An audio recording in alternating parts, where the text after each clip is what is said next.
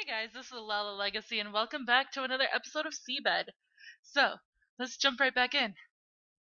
She told me to close my eyes and relax, like the last time. Then, she began talking in a slow voice. Try and recall that rainy day. We hadn't met in a while. Suddenly, I could hear the sound of rain. There was a line of people dressed in black. I could smell the faint hint of incense through the rain. Yeah, this is the glimpse that we saw before.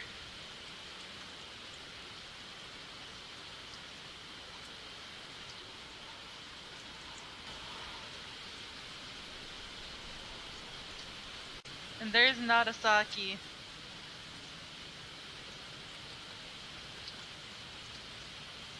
It's been a while. I'm Nagasaki. Do you remember me? She handed me her business card. If you need help, you can always come to me.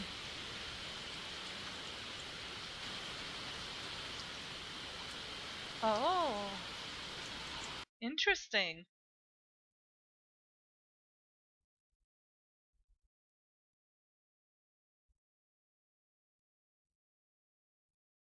Right. Now I remember. We hadn't spoken a decade at that point. It seemed like you had already forgotten all about it when we chatted at the cafe, though. I was a little surprised when you just took my business card. I'm sorry about that. Don't be. I figured it was probably related to the reason why you'd want my help anyway. I could have told you everything, but I didn't want to force things when I still didn't have all the answers. Apparently, Nagasaki was planning to tell me about Takako's death after pinpointing the cause of my condition. I see. You've probably already realized this much, but I imagine you forced yourself to forget about Takako in an attempt to cope with her loss. I was worried that making you remember would only upset your mental state, causing your hallucinations and ear-ringing to grow worse. But your guess was off, then? Understanding what Nagasaki said, I took another look at myself. I wasn't exactly in pain, nor did I feel anything that could be described as severe anxiety, fear, or even stress. I'm glad I was wrong. Otherwise, we might have been in a pretty tough situation with you learning the truth before I could explain anything. I was pretty confused when I learned about it, though. I think your headache was just an after effect of your memories returning. I heard the meow of a cat, or of the cat, walking on the fence beyond the small window. Well, I'm glad that I managed to straighten out some of my memories without any obvious repercussions. But this raises a couple new questions. Just like that trip I saw during your hypnosis. You said that you thought I couldn't handle the shock of Takako's death and forgot all about it. Is that correct? Yeah, that was the first thing that came to my mind. But it looks like I was wrong. Nagasaki nodded.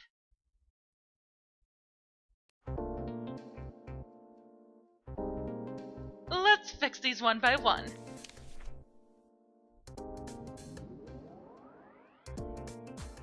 Nagasaki picked up my medical record and opened up to the page with the diagram.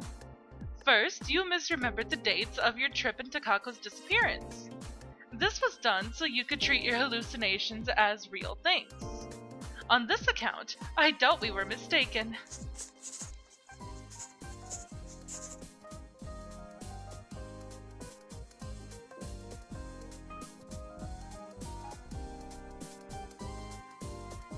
So, can we now consider this memory discrepancy problem solved?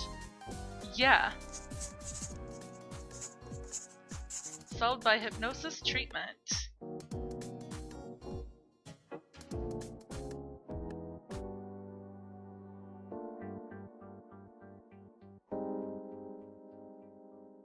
Yeah, but now how did she die?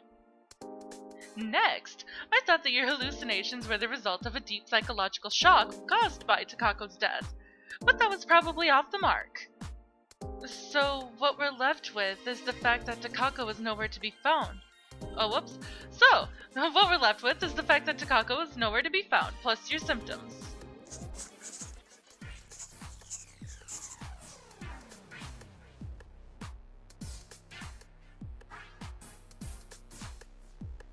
Nagasaki added that to the diagram. I gave it another careful look. Wait, how do you know my hallucinations haven't also been cured? Didn't we just eliminate their cause? Nagasaki paused for a few seconds. Your memory loss was just something to convince yourself the hallucinations you've been seeing in the office were real. And in regards to Takako, whether the disappearance or passed away, it doesn't change the fact that she's not with you. It's possible that you might no longer see hallucinations in the office, but as long as you're alone, your situation hasn't changed much from before. Well, it's entirely possible your symptoms might have gotten lighter now that you remember the important things, but this diagram doesn't show the cause of your hallucinations to begin with. I can't exactly declare you cured just yet. Everything has a meaning and a reason, huh? Exactly. Looking at that diagram, though, it didn't seem like we had much left to go on. It felt like all the possible causes had been ruled out, either by examination or the treatment I received. In any case, I suppose it'd be a good idea for me to... Whoops. In any case, I suppose it'd be a good idea for me to keep coming here. Nagasaki considered me for a few seconds before voicing her agreement. It seemed like she was busy thinking about something else. Is something bothering you? Yeah. But for now, I have to keep observing you. As I've said before, there is a possibility that your symptoms might have grown lighter with this. Would be nice if that was the case.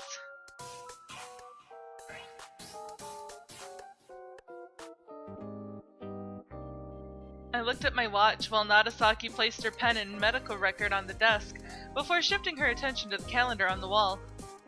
On it, a red line crossed out all the days from the end of this week to the end of the next. You have a vacation coming up, right?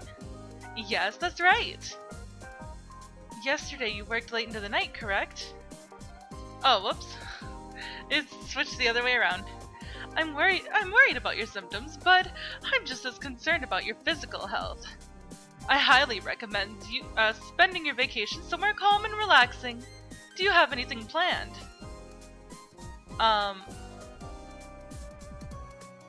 Not really. Any place you'd recommend? Nagasaki lightly scratched her cheek. I tend to spend most of my days off at home. So, how about a hot spring? A hot spring? A coworker of mine actually invited me on a trip to one just the other day. I suppose my hometown is more famous for hot springs than anything around here. But if I went back there now, I'd be opening a whole new can of worms. I'm not saying it's necessary or anything, but perhaps it would be better for you to be with someone who knows you well. And if it's a calm place where you can relax, all the better. What about spending my vacation at home? There were some movies I wanted to watch. Maybe I should drop by the rental store on my way back. Nagasaki slowly shook her head as if trying to look around the room while I browsed through various movie titles in my mind. That sounds like a good way to relax, but I'd still recommend going outside. Would that be more effective? Yeah, do you remember the conditions for making your memories surface through hypnotic treatment? Yes, I think it was information directly connected to said memories, like concrete sites, situations, and dates. That's right! You could say that in your head your memories are tagged or indexed in a particular way. I'm pretty sure you've experienced a certain kind of elation and a rush of memories when you were looking at a nostalgic site. And your room is packed with memories of Takako. Your environment is full of things that will remind you of her. Things that will remind me of her. I repeated her words. If possible, I'd recommend picking somewhere you haven't been to before.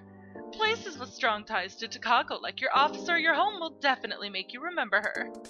I think it would help for you, to relax and reorganize your thoughts in a completely fresh environment. You may be right. If you do find someplace nice, be sure to tell me about it. Alright.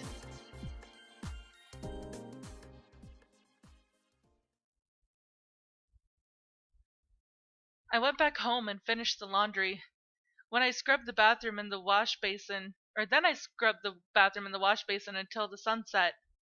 After that, I cleaned the oil stains from the stove and the mold that had accumulated around the faucet. I also polished the sink until I could see my face reflected in it. Finally, I thought about how to spend my vacation. I couldn't think of a single acquaintance I wanted to spend time with in this condition. I watched the tap water hit the bottom of the freshly polished sink. With nothing else to do, I sort of spaced out for a while. I observed the translucent flow of water from the tap as it burst apart upon hitting the surface of the silver tank. The water kept swirling around as it traveled down the drainage. Having grown tired of watching that, I turned off the tap. After observing the last drops of water disappear from the sink, I removed my apron and hung it on the rack. I continued to the bathroom.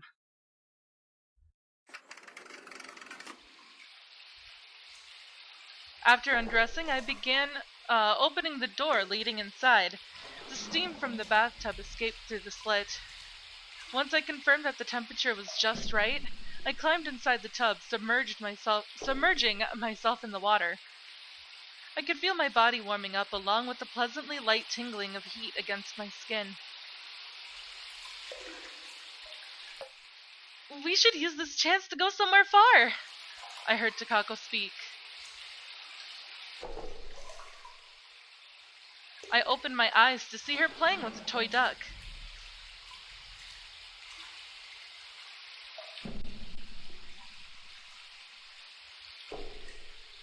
"Somewhere far?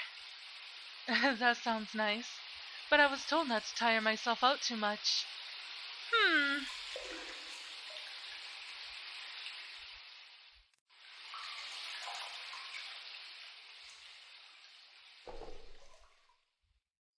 That right there made me want to cry."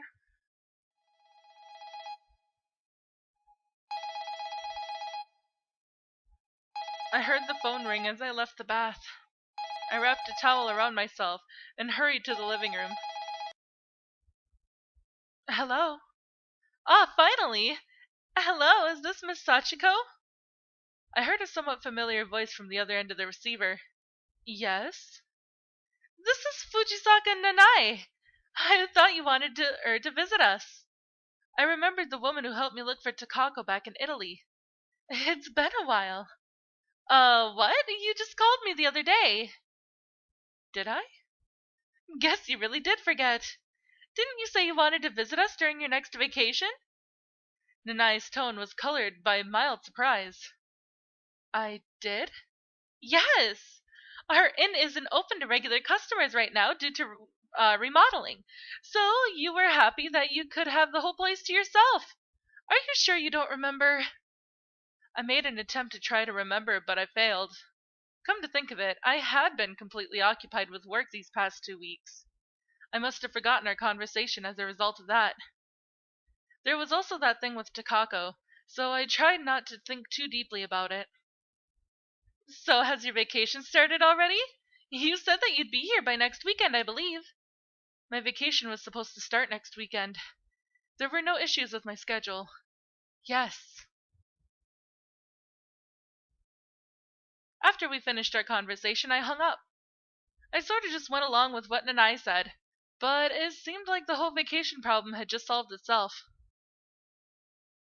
I returned to my room and pulled out my travel bag from the closet. I found a pamphlet in one of its inner pockets. As I flipped through a few pages, a piece of paper fell out of the thing. It had Nanai's phone number and address written on it. I placed the piece of paper on the side table and sat down on my bed. I felt like I'd been letting circumstances dictate my decisions for me as of late. I inhaled a deep breath and cleared my mind. After a brief pause, I considered what I should think about first. I recalled my encounter with the Takako hallucination in the bathroom. It had been a while since I saw her naked. I wished that hallucination had stayed for a while longer. Narasaki's words suddenly reverberated in my mind. "Everything has a reason." There was a reason why I misremembered the date of the trip and was confused about Takako's fate. According to Narasaki, it was most likely because I actually wanted to keep seeing Takako's hallucinations. The reason I thought Takako was still alive and knew Inukai was to make it so that my hallucinations in the office wouldn't clash too violently with my perceived reality. After thinking about it that way, it all made perfect sense.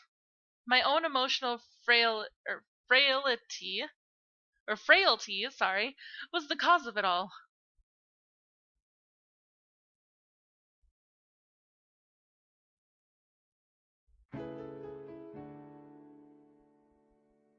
Yeah, that scene with the bathtub and her seeing Takako made me really want to cry. Oh, Tips 1. Nagasaki Clinic, room 208 has been unlocked. Interesting. Don't know what that is. Chapter 1. The Hospital in the Forest. Dang, that was only the prologue?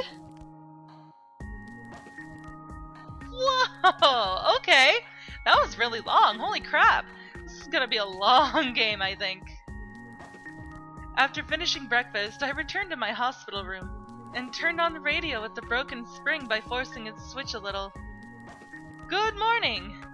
It'll take a few minutes for the sun to peek its face from the horizon.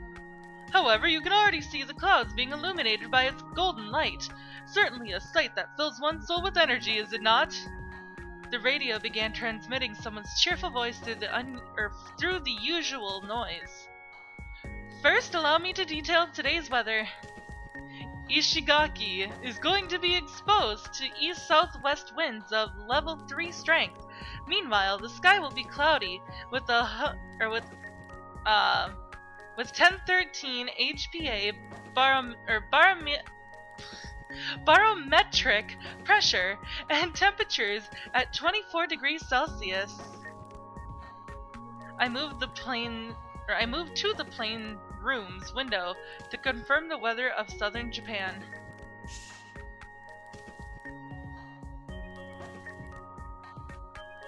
Oh, this is Takako! The curtains parted with an energetic sound, and the gloomy room was instantly filled with bright golden light. I considered this the blue sky and azure sea beyond the window. I inhaled a deep breath, filling my chest with the pleasantly chilly morning air. Are you ready? Exercise number 1. Exercise directions began spilling forth from the radio. I straightened my stance, stuck out my chest, and stretched my back. Soon enough, I heard a knock on the door. Oh, hey, Sachi! I turned my head back as part of the exercise. Oh, that's not Sachi. And saw Mayuko, my nurse. She looks like Sachiko, though, with shorter hair. Each time I turned, the light being reflected from her white uniform would blind me. I didn't miss the chance to marvel at her sizable bosom, though. Oh, Jesus. You seem to be in high spirits today. How are you feeling? I'm good. I think I've been doing pretty well these last couple days. Bending forward, I touched the floor with my palms. I could do better back in my teens, but my body was still far from stiff. With my hands on my waist, I bent backwards. It was just what my rusty old back needed. It felt great. I could see Mayuko upside down. Regular exercise is well and good, but please try not to overdo it. Our eyes met. Oh, this is nothing. It's not like I've got a physical condition. Well, I suppose that's true. Mayuko, brushing the topic aside, placed the notebook she'd been holding on the side table. I'll leave your new notebook here. Glancing at the side table, I saw the notebook in question was covered in brown leather. It was similarly designed to the one I had been using before, but still had an odd sense of newness about it. I bent down, touching my left and right toes. Oh, and after you're done exercising, I would like to make good on your promise from yesterday. Sure, just give me a sec. Mayuko passed by me and sat down on my bed.